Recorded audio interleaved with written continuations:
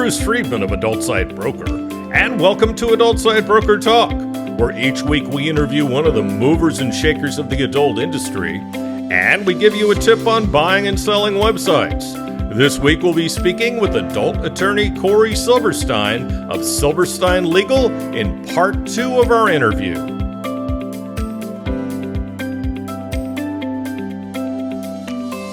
Adult Site Broker Talk is brought to you by Webmaster Access, September 12th through the 15th. The show will be in beautiful Cyprus at the stunning Grand Resort on the beach. Go to the events page on our website at adultsitebroker.com for a 25% discount for Adult Site Broker Talk listeners. To register, go to webmasteraccess.com. At Adult Site Broker, we're proud to announce our latest project, thewaronporn.com. You'll find articles from industry websites, as well as mainstream publications from around the world. It's designed to raise awareness of our industry's plight in the war on porn and the numerous attacks on our industry and online free speech by hate groups, the religious right, and politicians. You'll find all that and more at thewaronporn.com. You've probably noticed our new podcast site at adultsitebroker.com. It has a more modern look with easier navigation and more information on our guests, including their social media links. For more, go to adultsitebrokertalk.com. And we've doubled our affiliate payouts on ASB Cash. Now, when you are first sellers or buyers to us, you're going to receive 20% of our broker commission on any and all sales that result from that referral for life. Check out asbcash.com for more details and to sign up. Now let's feature our property of the week that's for sale at Adult Site Broker. We're proud to offer an amazing opportunity. If you're in the live cams, model management, or fan site space, or want to get into any of these spaces, we have a private listing that may be just right for you. This company works with all the major campsites and has access to hundreds of US-based models. We're offering very limited information at the seller's request in order to maintain privacy. We anticipate multiple offers for this very rare listing. For more information, contact us at adultsitebroker.com. Now time for this week's interview, part 2 of our talk with attorney Corey Silverstein. Is it harder now to operate an adult website than it was 15 years ago? And if so, why? It's not harder. It's different. It's just 15 years ago, the issues were different. But now the reason why I would say it's more complex, because right now, as you and I are talking on, May 10th, 2023, I think is the year, right now the adult entertainment industry is under a tremendous amount of government attack between FOSTA SESTA, between age verification. And religious and private attack. Well, we can get to religion. We haven't hit religion yet, but we hit the attacks in Section 230 and the attempts to, destroy Section 230. When you go through all of these things, the fact is that right now there are a lot of reasons why it is a lot more legally challenging to be in the adult entertainment industry, because there's a lot of things that you can get in trouble for. Now, I wouldn't say, some people would say, well, are we a bigger target now than we were 15 years ago? No, I don't think that's really changed. I think we were just as big of a target. I think it was actually just different. I mean, when I first started in the adult entertainment industry, we still saw the federal government pursuing obscenity prosecutions. Well, we haven't seen one of those in God knows how long now. The radio station changes, but the music is still playing, so to speak. So a little bit of a different tune, but the music's never stopped. So it's always challenging. And you have to remember that being in the adult entertainment industry, no one is forcing you to be in this industry. You're choosing to be in this industry, and it is a high risk industry. If you go into this industry thinking that, we're the same as, someone operating a car part manufacturer, you're kidding yourself. We are high risk. There is always someone who wants to bring us up and try to make the adult entertainment industry and people in it look negatively. You can look no further, as you brought up a second ago, by the far-right religious movement that we're seeing. They're very loud right now. I mean, not to go off on a tangent here, but I'll be honest with you. Did I ever expect in my lifetime, after studying Constitution law and frankly, being what I consider to be a constitutional law attorney, did I ever expect that the Supreme Court was going to overrule itself in terms of Roe versus Wade? Did I ever think that was going to happen in my lifetime? No, I never thought I was going to see that. So, we're not here to talk about that today, but you've got to open your eyes and look what's going on in the world right now. There are very loud people out there who are making a lot of noise that want to make life as difficult as possible for the adult entertainment industry. And I don't agree with it. I think it's wrong. I think it's ridiculous. I'll fight it. I've been fighting it my entire career. I'm not going to stop at this point. Yeah, a lot of it you've done pro bono. I know. I've done a lot of, pro bono work for different organizations. I'm very proud of that work. Any lawyer that's, tells you that they win all their cases is full of shit. I'm going to tell you that right now. And because I've lost my share of cases too, but I'm very proud of the fact that I've been able to make the argument and be able to fight for the people that deserve fighting for. And I believe that in our industry, frankly, I view the adult entertainment industry as the freedom fighters of the world. They're the ones out there who are screaming at the top of their lungs that we want the ability to express ourselves. We want the ability to, share things that other people may not agree with. That's the very notion, the very nature of free speech and expression. So We're definitely on the right side of things when it comes to right and wrong. We know who's right and we know who's wrong. There's no two ways about it. Has the evolution of social media platforms forced the adult entertainment industry to reinvent itself? And if so, how? it has. It has. You can't say, no one can say in the adult entertainment industry that social media hasn't changed the game, because ultimately 20 years ago, a consumer really didn't have the ability to have direct interaction with an adult entertainer unless they went to a trade show or they went to a meet and greet somewhere or whatever. But now, not only is it possible, but consumers are expecting that they will have some degree of communication with adult entertainers. And if they don't get that, they will move on somewhere else, because that has actually become one of the big parts of adult entertainment. Oh, yeah, interactivity for sure. This is another example of mainstream not understanding adult entertainment. And, the example I always give to people is I have plenty of adult entertainment clients who have customers that have never seen them without their clothes on. They've never taken their tops, their bottoms off, both male and female. They've never shown any intimate part, but they're doing fantastically well in the adult entertainment industry. And well, how the hell is that? Because there's different forms of adult entertainment, and some of it isn't all visual. And again, this is a complete misunderstanding of adult entertainment, and it's again it's more of a stereotype than it is a reality of the law. But social media and the ability to communicate with people, in the industry changed everything. That it was a game changer. And I'll tell you the truth, most companies that didn't acknowledge that and didn't somehow, I wouldn't reinvent or renovate, whatever word you want to use, a lot of those people aren't around anymore. What do you think about social media platforms that either ban adult content or, make it really difficult for adult content to be on there? It's stupid.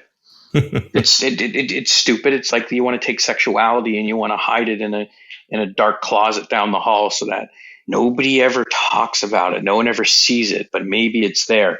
It's pure speech suppression. And look, the fact is that major companies, they have the right to run their platforms however they want. They are not the government.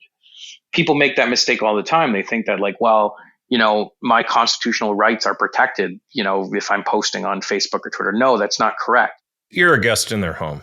You're a guest in their home, and they can throw you. Frankly, guests in a home have more legal rights than you do on social media, because on social media, they literally can throw you off anytime they want, and there's not a damn thing you can do about it. Don't I know? Thank you, Mark Zuckerberg. Well, I know, Bruce, that at one point you actually spent some time in Facebook jail for absolutely no reason whatsoever, except you were. But they banned me and I can't even get back on with any account. And I've tried all the tricks. I look at it as that's their loss. They lost someone who would voice his mind and voice his opinion. And if you ever sit down and listen to Mark Zuckerberg's first interviews, and I'd also like to remind everyone that originally Mark Zuckerberg's first product was basically putting pretty girls online that didn't know they were going up online to rate them based on college campuses. So, but that's okay. We'll just, pretend that never happened. But, the fact is that when you talk about social media and you talk about platforms that, look, if you want to run a platform and you want to advertise and say right from the start, come to our platform. And the only thing you're going to see here is conversations about religious teachings or whatever, be my guest. But if you're going to be a platform that's viewed all over the world and has billions of subscribers, suppressing someone's ability to post sexuality, adult entertainment it's ridiculous and it's silly. And I frankly, I think it's hypocritical, because if you're a social media platform, your entire purpose is to allow people to share their ideas, their thoughts. You're not really a social media platform anymore if you're censoring content. Now you're quite the opposite. Now you're only publishing the message that you want to get out there. I don't believe that a platform that censors content is doing a justice to the world. Now, do I believe there's certain content that has no place on social media, like hate speech and speech that could incite violence and hurt someone and such? No, of course not. That sort of stuff doesn't belong there. But I was born Jewish. I grew up Jewish. I've dealt with anti-Semitism my entire life, and I've seen people post things online that about Jews that are sickening, that I find personally absolutely offensive. But at the same time, I actually believe that they have the right to express how they feel. Now, do I disagree with it? Is it wrong? Do I think they're, demented or ill or uneducated? Yeah. But that doesn't change the fact that I don't think that they should be prohibited from posting it. I don't. Now, I know some will disagree with me, and that's okay. But that's also one of the nice things about social media. One of the nice things about social media is that people can actually, when they're using social media correctly, you can actually go on there and you can learn quite a bit. You can have very good discussions and hear views of other people, for those that are actually behaving themselves. As you know, Bruce, there are a lot of people who jump on social media and seem to behave like 3-year-olds. But there's, to go back to your original question, I think social media has probably been great for adult entertainment. And it's what's the expression? Adapt or die. And adult companies that haven't adopted the potential of it, what it has to offer, and so forth, again, they've very much been left behind. No two ways about it. How much do you think the whole Trump thing changed social media? So here's the thing about all of that. Again, this is another person that I don't believe, whether what he says I believe is right or wrong isn't the issue. I believe he should be allowed to speak his mind. I think that he probably, because of the fact that he became the president of the United States, that obviously his audience became arguably the most attentive audience in the world. So, how much did he change things? I think he changed things a lot, but I would also tell you that there's been other polarizing figures over the years that have been all over social media that have said things and called for, frankly, acts of violence. And yeah, do I think that Trump brought a lot of it to front page news headlines? Yes. But do I think what he was doing was a new thing? No. But I mean, he also changed the whole discourse on social media. That was more what I was getting at.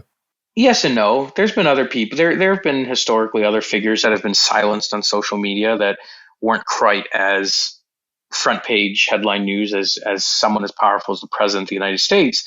And so he changed things because of who he is and who his position was. But was he unique? Was he the first person to, say things that may not have been true on social media? No, there's been plenty of others.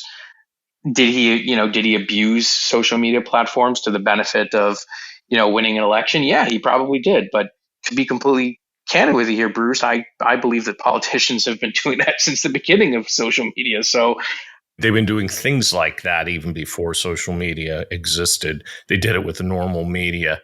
Do you think, as a free speech attorney, do you think he should have been kicked off of Twitter? No, I really don't. I had a feeling that was going to be the answer. Yeah. This has nothing to do with whether I agree with what he had to say or not. That's not the point here. I'm not here to debate, whether the president's a good guy or a bad guy. You know what? I'll leave that to everyone else to kill each other on social media over. That's their business. But ultimately, should he have been silenced? No. But as we talked about before, Twitter's a private platform. They can do whatever the hell they want. And now Elon Musk is, it's no longer a publicly traded company. Elon Musk can do whatever the hell he wants with it. If Elon Musk tomorrow wants to ban everyone on his site who ever mentioned the number 4 again, he can do it.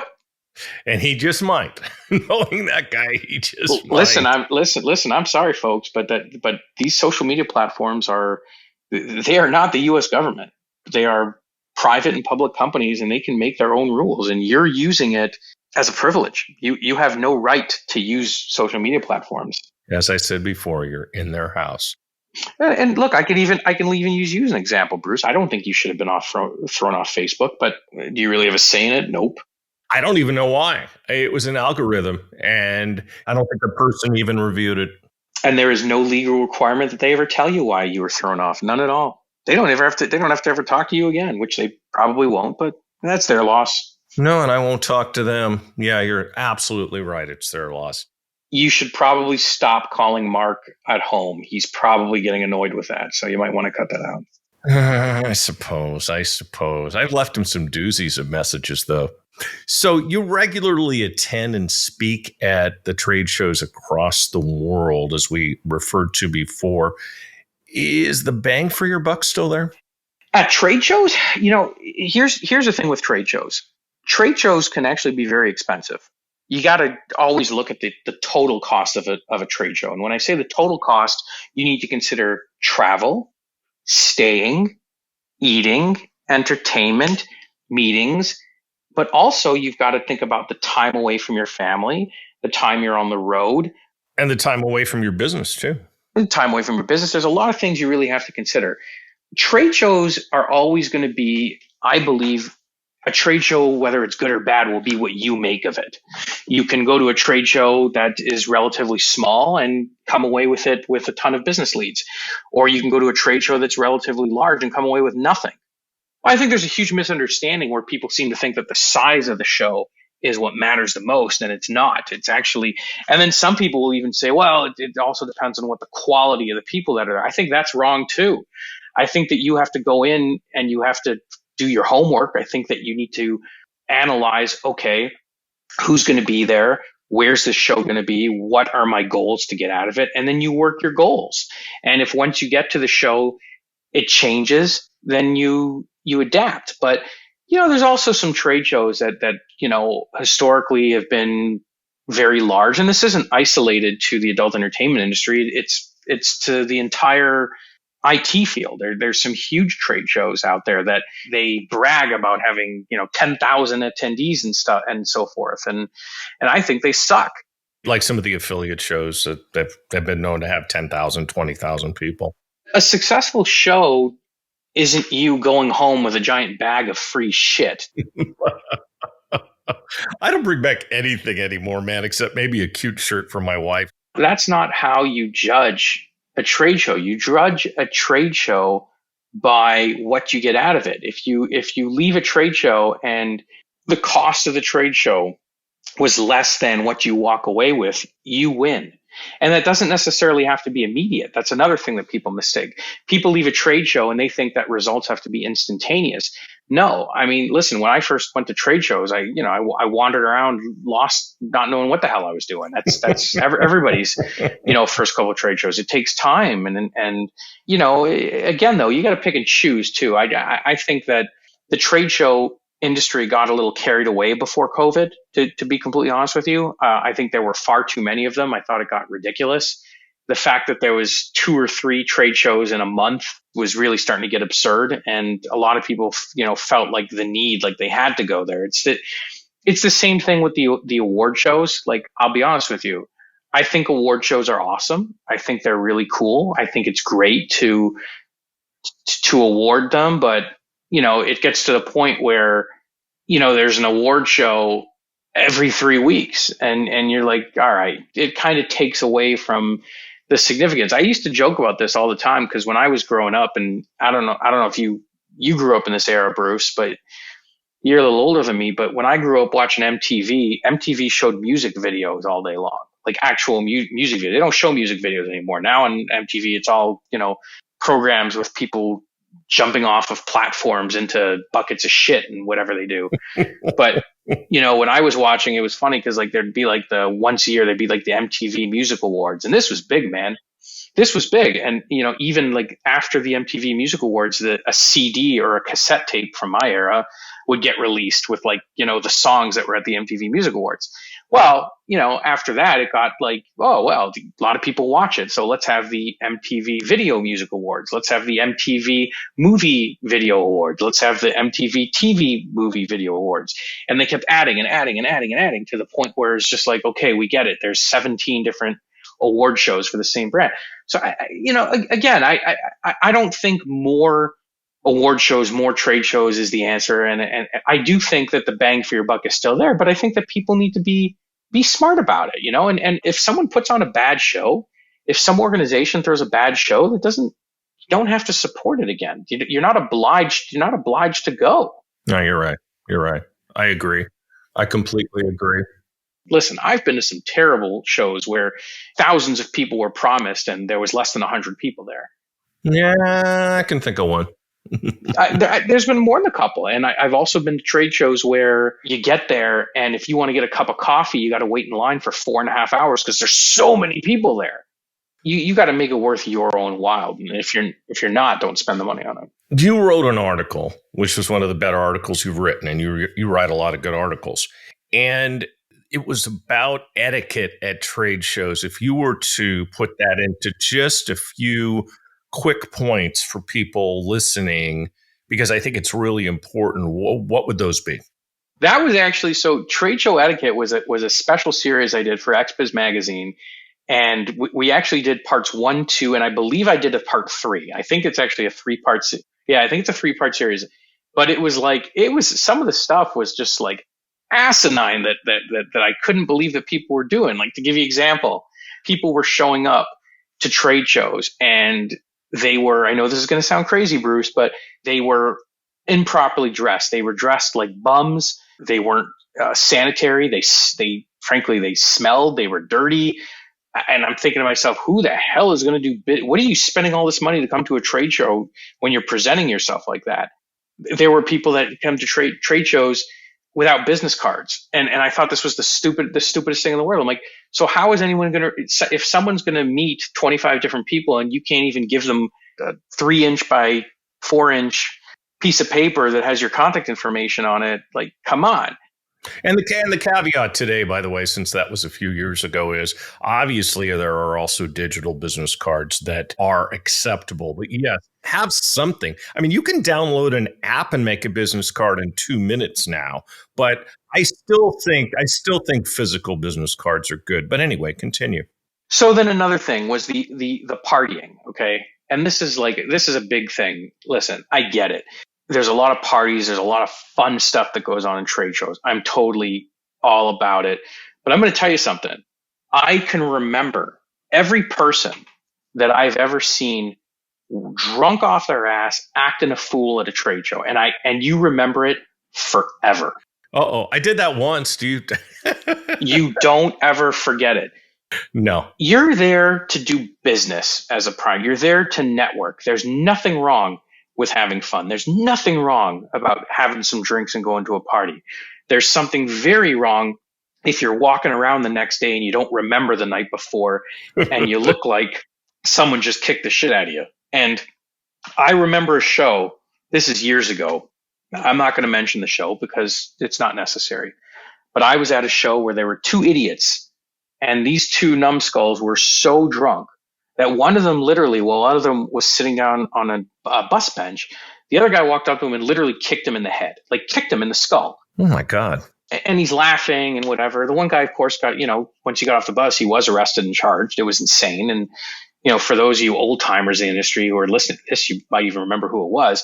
But I never forgot that. And every time I think about the guy now, that's all I think about. I can never picture him in any sort of business atmosphere. You show up to a trade show and you're acting like that, or this nonsense with doing drugs, and this is a business show, my friends, and people will remember that forever. You're wandering around falling on your face drunk, you're not going to leave a very good impression, and to be honest with you, you're probably not going to make very many business contacts. Free booze isn't free. I learned that at a very early stage in the industry. Bruce, there's nothing free in this world. Nothing. And there are those that will tell you that, oh no, there's the air is free. I'm like, no, it's not. Everything costs. There's a price to pay for everything in this world. That's the reality. But that's a great question. And for those that haven't read that series of articles, they should go back and take a look. Yeah, I even asked you if I could post them on my blog, and you said, nope, XBiz owns it. I went, damn. But maybe one of these days I'll have you do a guest post for me because our blog's gotten very active. I think you could probably reach out to the good folks at XBiz, and if you linked to their stuff, I don't think they'd have that big of a problem with it. Yeah, now that some time has gone by, that's a great idea because I'd love to have it on our site. I really, really would. But we should talk about guest posts at some point. So do you expect the current trend of state laws related to age verification to continue? Yes. For right now, the answer to that question is yes. But we've had a good development because a lawsuit has been filed now challenging the constitutionality of the Utah law. My hope is that challenge will be successful, and that will actually be the first domino to drop the rest of them. So I'm actually hoping we're going to be nearing some resolution to that. Now, the only problem is the U.S. judicial system moves very slowly. Constitutional challenges take time, as you know. For those of you that are listening that have been in the business for a long time, you know that the Free Speech Coalition's challenge against 2257 went on for, I think it was 9 years or 10 years or something like that. So it takes a long time. Yeah, and it's hurting people's businesses now. There's sites like Pornhub who have turned themselves off in Louisiana, at least, and I think maybe Utah. That's what my understanding is too. But the funny thing is I kind of like the fact that they're telling these states, like, okay, you want to go explain to your citizens why no consenting adult, not any person can access adult entertainment in my state? Then, here's the names of the senators and the legislators to go talk to. It's not going to kill Pornhub's business. It's just a blip. I tend to think that what they did was pretty okay by me, but I'm not Pornhub, so that's up to them. But, it doesn't change the fact, though, that, I'm hoping this constitutional challenge will kind of slow this nonsense down, because again, I don't know how many more times I can say this. The U.S. Supreme Court has already ruled on this issue, and the fact that the states are now doing this and basically just completely ignoring the U.S. Supreme Court is wrong. Doesn't surprise me, though, because every generation says this, Bruce. They all say that I've never seen politics like this. It's never been this bad. I've never seen it before. Talk to your parents, talk to your grandparents about this, and everyone will have, various different stories. And you go back to the McCarthy era. Was it ever worse than that? You're an educated man. Some would say no. The one thing that people always say is they say, well, with history, we want to learn from our mistakes. And that's one of the biggest things in history. But no, we don't. In politics, no. Well, and these politicians, they're making short-term points, and really, that's all they care about is the next election. Well, that's the name of the game. They're politicians. Name of the game in politics is real simple. Stay in power, stay in power, stay in power. That's it. That works very well into the next question. We're headed into another election cycle in the U.S. Should the industry be concerned? We got to watch this one. The reason why we got to watch this one is because, look, ultimately, right now, things in the United States anyway are not very good. Gas prices are at all-time highs. Inflation is at an all-time high. You see for hire signs on virtually every business everywhere. And at the same time, people are complaining. It's kind of interesting because you've got people complaining they can't get a job, and at the same time, businesses saying there's no people to hire. So it's a very weird time. But when you see a combination of that with bad inflation numbers, the stock market has been dog shit now for however long it's been. The COVID recovery has been terrible. We could be looking at some pretty substantial change in this next election. You could see a lot of, is it possible that we could have I call it basically a super Republican majority. When I say super Republican, I mean that they will have the Supreme Court, the presidency, the Senate, and the House of Representatives, it is possible. It's actually very possible just because people are very upset with the way things are going. Now, historically speaking, Republicans have not been great for the adult entertainment industry. The Trump administration didn't really, frankly, care all that much about adult entertainment. Trump's a fan. Well, yes, but he was the president that signed on to FOSTA SESTA, so he did actually. Yeah, I know. I was somewhat joking, yeah, but look who the senator was who really got that law going. It was Harris, who's the vice president now. We have no friends in Washington. This particular election cycle, people should be watching because the real possibility of us getting a very far right, complete empowered government is a possibility. And historically speaking, that's not been good for the adult entertainment industry. No, not at all. So during COVID, you created adult.law. What's that all about, and how can it benefit people and companies in the adult space? Adult.law was, during COVID, like many other people, I had a lot of downtime. I wasn't going to live court as much. I was spending a lot more time in the office, and I was talking to a lot more people than I previously had the time to talk to. And one of the things that kept coming out was performers specifically saying that, they didn't feel that they had access to legal education for what they considered to be more affordable prices. So what I did was I actually kept talking to performers. I talked to a ton of performers during this time. And I created adult.law. What adult.law is it's a subscription-based platform. So it's not like hiring a conventional lawyer where you have to pay a big retainer and so forth. Adult.law, you pay as you want the services, and adult.law is filled with educational videos about different topics in the adult entertainment industry. And we have resources, including articles, and depending on what package you subscribe to, you can get individual legal time with me. So adult.law was basically a brainchild for I wanted to give performers equal access to adult education at affordable prices. So I'm very proud of adult.law. We're very busy making videos. It's a lot of work. And as you know, with this podcast, it's a ton of work, but I'm very grateful to the adult.law subscribers and a lot of the performers that have been very supportive of me and the platform. But the platform itself it's for performers. It's for performers that are looking for education. They're looking for access to legal resources. What about small site owners too? The education component is great for small site owners, but for small site owners, I think really conventional legal representation is a little bit better. But I do actually have quite a few businesses that have signed up and they utilize adult.law because by subscribing to adult.law, we also give discounts for our hourly rates, and you get a certain number of hours per month in legal consulting time. So some businesses have actually been a little smarter than I was, and they've been taking advantage of it a little bit. But that's okay. That's okay. It's all in the adult entertainment arena. That it's all in good spirit. So, but it's a great platform. I'm really proud of it, and hopefully the signups and memberships will continue to grow. And everyone after this podcast should look at that.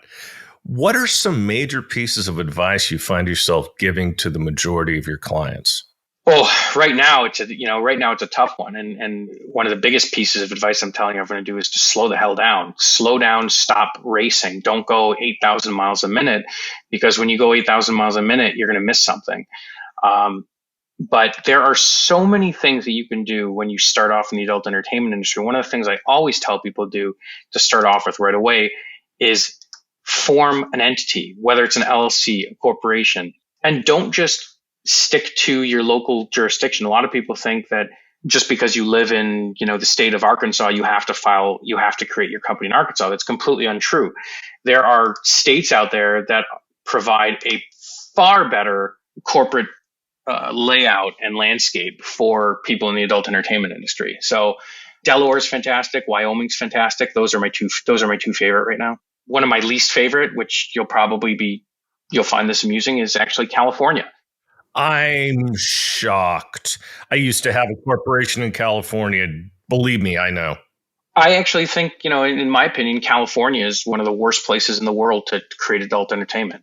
As much as they want to proclaim themselves as being liberal and free and whatever, I think their employment laws are ridiculous. I think their reporting laws are ridiculous. And when adult people jumping to adult who immediately are like, oh, well, we should be in California.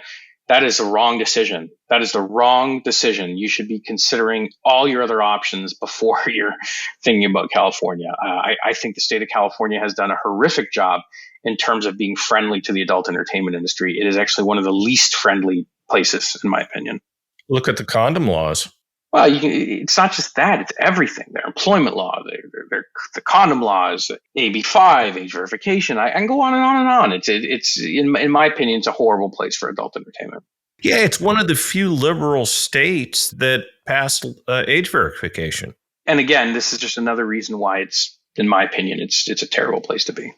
Last question. Any thoughts on crypto and blockchain and adult entertainment? You got to be paying attention. I mean, crypto and blockchain, I believe it is the future. My personal belief is that even though it's growing, we're still a little ways away from mass adaptation simply because it's still a little bit tricky to use and people are still afraid of it. But I believe that if you are an adult entertainment company and you are not already accepting crypto or making plans to accept crypto, and learning and potentially utilizing blockchain technology, you will be left in the dust in the next 5 years. Okay. Well, Corey, I'd like to thank you for being our guest today on Adult Site Broker Talk, and I hope we'll have a chance to do this again soon. The pleasure's all mine, and keep it up, Bruce. I'm just as much of a fan of your series as it is a pleasure to be here today. Thank you. My broker tip today is part 7 of how to buy a site. Last week, we talked about the agreement and escrow. So now you own the website. What do you do now? The first thing you should do is make sure you understand everything about the operation of the site.